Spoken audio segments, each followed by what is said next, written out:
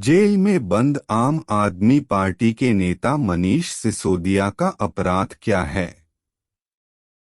आम आदमी पार्टी आप के नेता और मुख्यमंत्री अरविंद केजरीवाल की दिल्ली सरकार में पूर्व मंत्री मनीष सिसोदिया अपने कथित अपराधों और भ्रष्टाचार के कृत्यों के लिए जेल में रहेंगे। दिल्ली की एक अदालत ने 17 मार्च को मनीष सिसोदिया की हिरासत 5 और दिनों के लिए बढ़ा दी क्योंकि वह शराब घोटाला मामले में तथ्यों को छिपाने की कोशिश कर रहे हैं। सिसोदिया और आप नेता यह दावा करके भोली भाली जनता को गुमराह कर रहे हैं कि जांच एजेंसियों को उनके घर पर गबन किया गया धन नहीं मिला और उनके अपराध का कोई अन्य सबूत नहीं है। या तो आपके नेता मूर्ख हैं या वे जानबूझकर इस तथ्य को छिपा रहे हैं कि यह सफेदपोश अपराध का मामला है जिसमें किसी अपराधी को पकड़ने और दोषी ठहराने के लिए केवल परिस्थितिजन्य साक्ष्य की आवश्यकता होती है और साथ ही आरोपी से सीधे पैसा भी नहीं वसूला जाना चाहिए। ऐसे सफेदपोश अपराधी मनी लॉन्ड्रिंग के रास्तों से अपना पैसा छिपाते हैं और जांच एजेंसियां आरोपी व्यक्तियों को अपनी हिरासत में लेने के बाद इन रास्तों को ट्रैक करती हैं। सिसोदिया के मामले में शराब घोटाले में उनकी संलिप्तता के कई सबूत हैं। उदाहरण के लिए डिजिटल सबूतों को नष्ट करने के लिए मोबाइल फोन को नष्ट करना और सरकारी खजाने को नुकसान पहुंचाने के इरादे से शराब नीति को बदलने का प्रयास और सार्वजनिक धन के दुरुपयोग की संभावना के साथ सिसोदिया के खिलाफ एक बहुत मजबूत परिस्थितिजन्य सबूत है। इसके अलावा भ्रष्टाचार सहित उभरते वित्तीय अपराधों से निपटने के लिए कानून जांच एजेंसियों को केवल परिस्थितिजन्य साक्ष्य के आधार पर अभियोजन और बाद में दोष सिद्धि के उद्देश्य से अभियुक्त को गिरफ्तार करने और पूछताछ करने की अनुमति देते हैं। इन कानूनों में भ्रष्टाचार रोकथाम अधिनियम 1988, पीसी एक्ट, भारतीय दंड संहिता आईपीसी का अध्याय 9 1860, केंद्रीय सतर्कता आयोग सीवीसी का सतर्कता मैनुअल, बड़े भ्रष्टाचार की रोकथाम और किराया मांगने वाले नियम शामिल हैं। इसलिए जांच एजेंसियों ने सिसोदिया को गिरफ्तार करने और कैद करने के लिए सही कार्रवाई की है। वास्तव में सिसोदिया के खिलाफ सबूत इतने स्पष्ट हैं कि अब तक उन्हें दोषी ठहराया जाना चाहिए था और कई वर्षों तक जेल में रखा जाना चाहिए था। अदालतों को ऐसे आरोपी व्यक्तियों को जमानत नहीं देनी चाहिए क्योंकि भ्रष्टाचार हत्या से कहीं अधिक जघन्य अपराध है, क्योंकि भ्रष्टाचार का पूरे समाज पर विनाशकारी प्रभाव पड़ता है।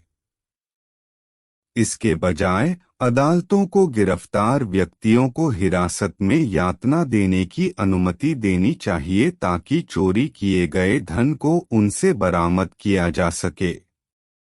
इसलिए केजरीवाल और अन्य आप नेता झूठे दावे कर रहे हैं जब वे कहते हैं कि सिसोदिया निर्दोष हैं और सिसोदिया को गिरफ्तार करने के लिए एजेंसियों को दोषी ठहराते हैं।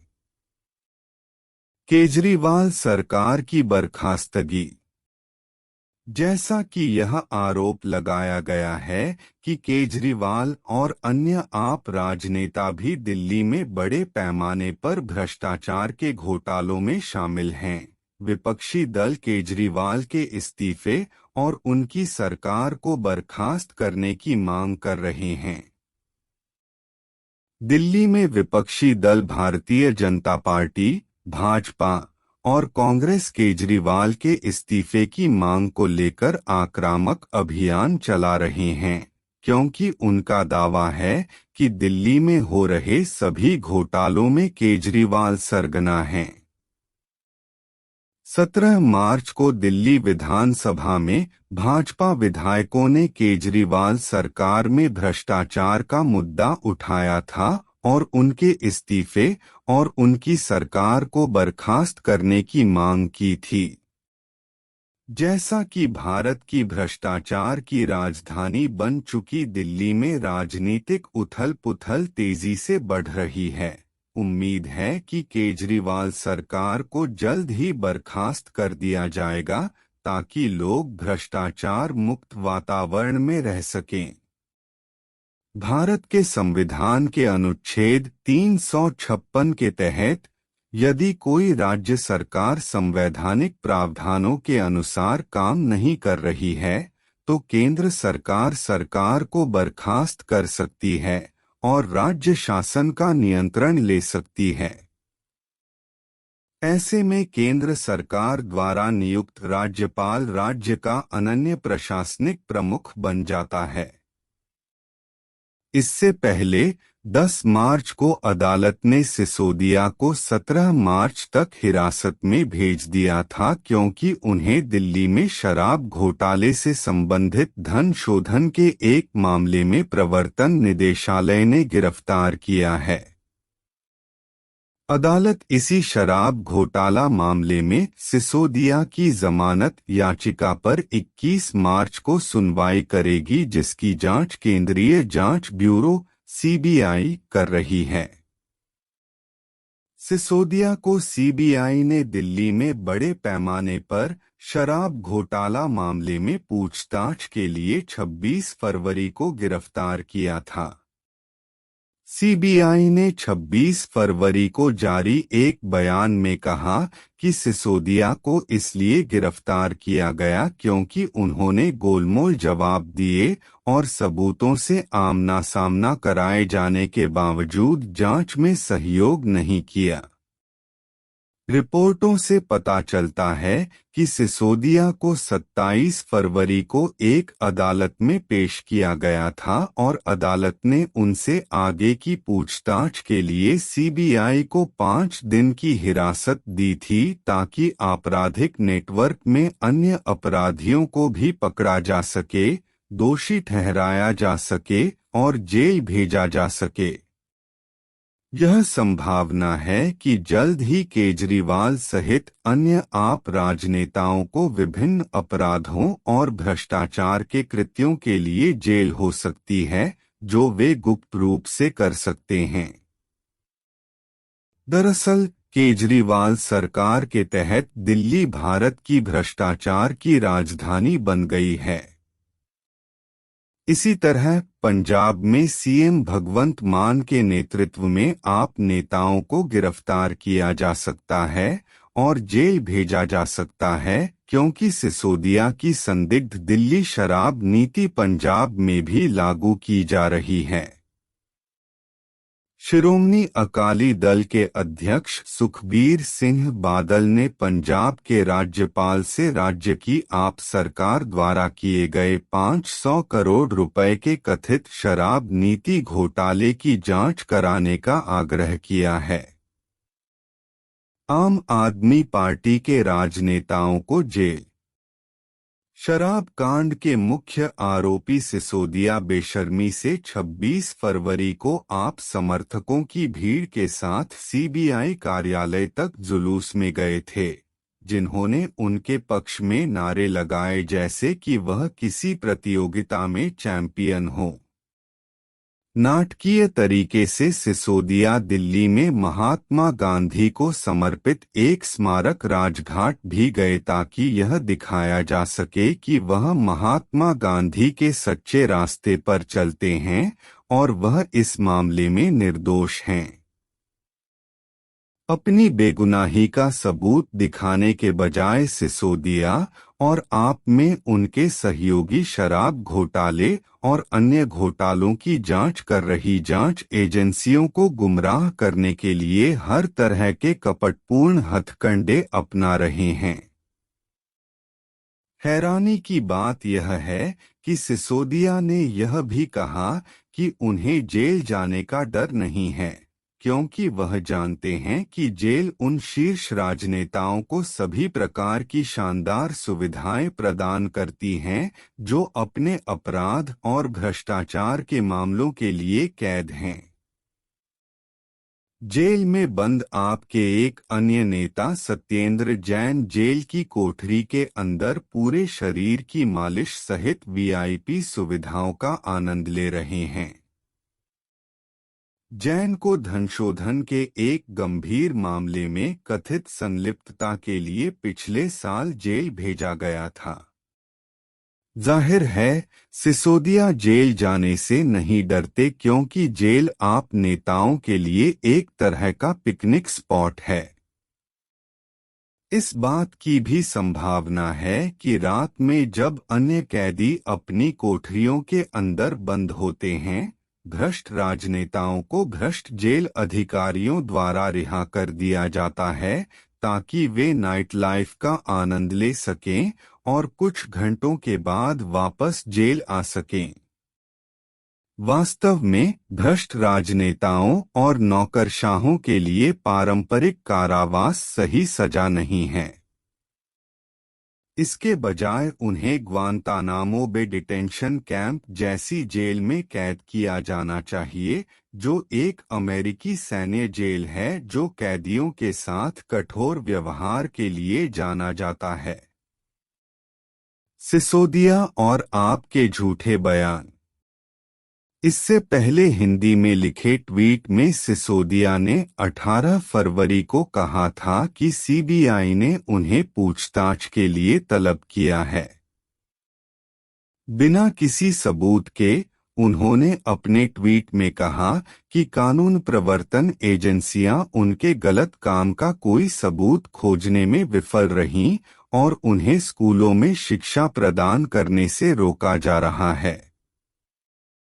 सिसोदिया, जो केजरीवाल सरकार में शिक्षा मंत्री थे, स्कूली शिक्षा के पीछे छिपने की कोशिश कर रहे हैं, जो दिल्ली में इतनी बुरी है कि छात्र स्कूलों में कुछ भी सीखने में विफल रहते हैं जो उनके करियर में मदद कर सकता है।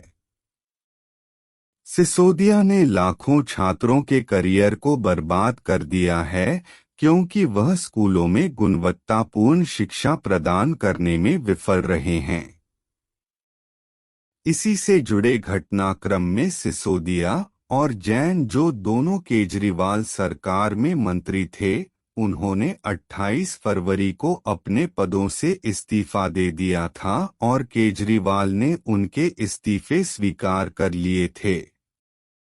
अब शराब घोटाले के बारे में सच बताने के बजाय सिसोदिया शरारतपूर्ण तरीके से इस विषय को स्कूली शिक्षा पर ले जा रहे हैं, हालांकि वह शराब घोटाले में मुख्य आरोपी हैं।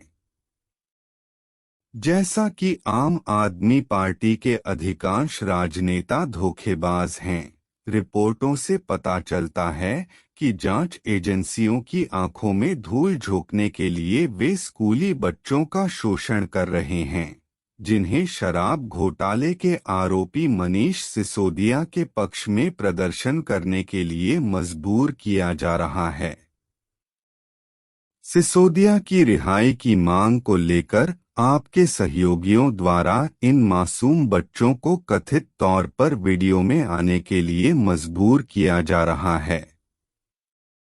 इससे पहले प्रवर्तन निदेशालय (ईडी), जो गंभीर वित्तीय अपराध के मामलों की जांच करता है, ने खुलासा किया था कि दिल्ली के शराब घोटाले में कथित रूप से शामिल 30 से अधिक व्यक्तियों द्वारा 140 मोबाइल फोन बदले गए थे।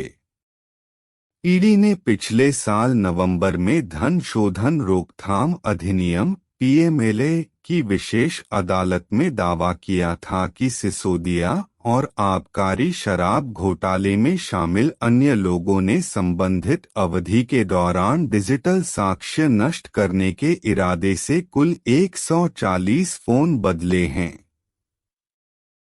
इन फोन की कीमत 1.20 करोड़ रुपए आंकी गई है। सिसोदिया कानूनी शिकंजे से बचने के लिए अक्सर झूठ बोलते रहे हैं। इस मामले में पिछले साल 17 अक्टूबर को सीबीआई की सुनवाई में भाग लेने के बाद सिसोदिया ने बिना किसी सबूत के दावा किया था कि सीबीआई ने उन्हें आप छोड़ने और भारतीय जनता पार्टी भाजपा में शामिल होने के लिए कहा था, जो उन्हें दिल्ली का मुख्यमंत्री बनाएगी।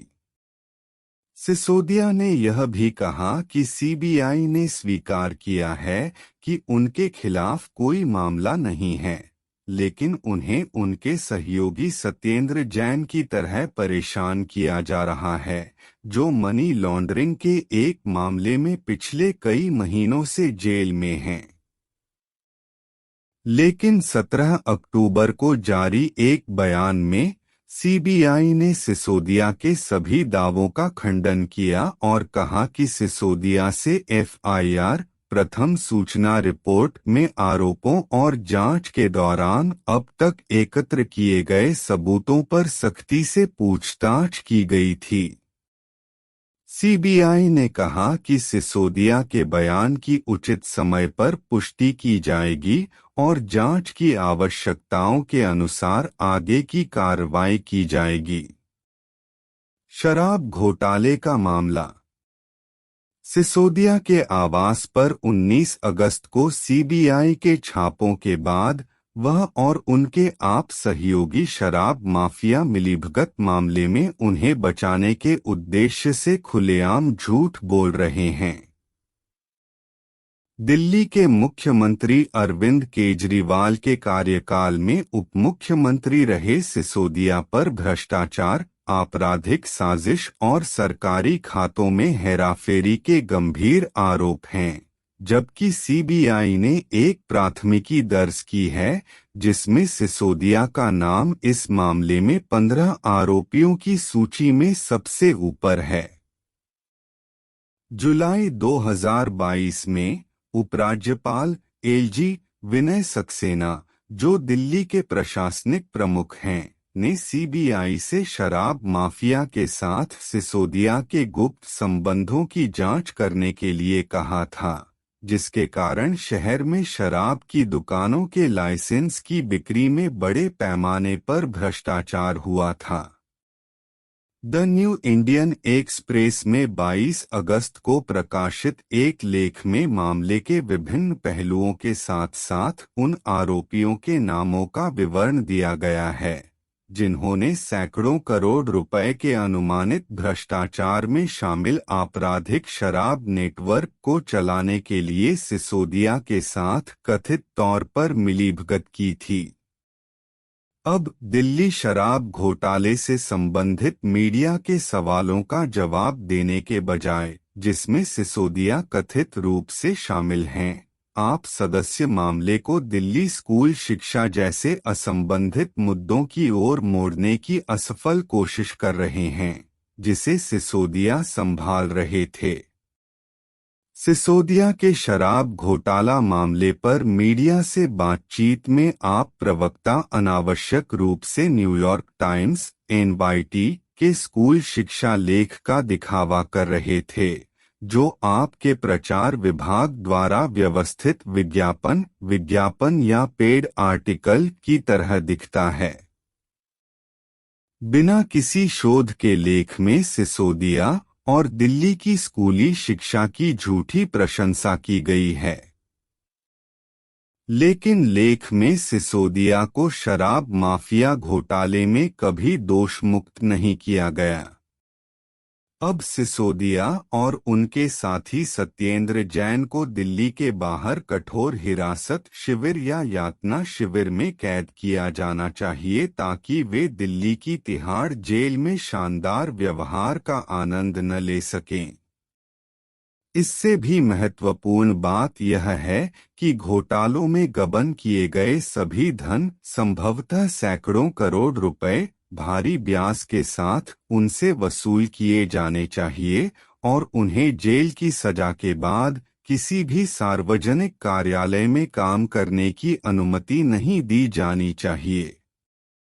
आप नेताओं से भी सख्ती से पूछताछ की जानी चाहिए ताकि आप या बाहरी संगठनों में उनके सहयोगियों के नाम जान सकें जो शराब घोटाले या अन्य घोटालों में शामिल हैं, ताकि उन सभी को समान रूप से दोषी ठहराया जा सके और जेल भेजा जा सके।